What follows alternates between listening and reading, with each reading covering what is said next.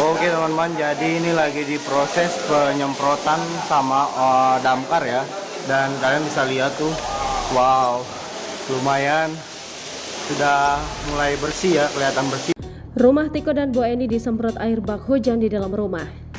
Rumah Ibu Eni dibersihkan, perjuangan sang anak sematawayang pun bak terbayar lunas usai kisah viral di media sosial. Dalam video viral yang beredar di TikTok, nampak sejumlah petugas sudah mulai membersihkan rumah Ibu Eni.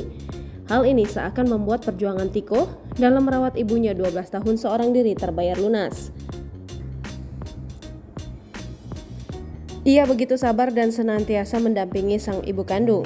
Bahkan Tiko juga berusaha untuk selalu mencari nafkah demi makan sang ibu. Walaupun harus meninggalkan Ibu Eni seorang diri, Tiko akan kembali pulang dan merawat ibunya.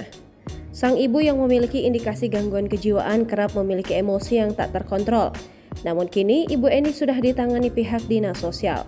Sejumlah YouTuber Indonesia turut membantu agar kisah Ibu Eni ini viral di media sosial dan diketahui publik.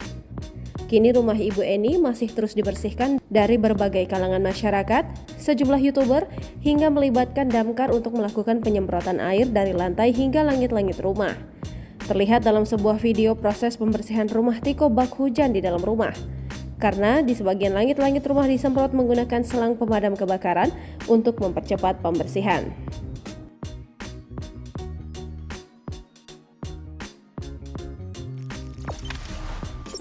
Jangan lupa subscribe, share, komen, dan like ya.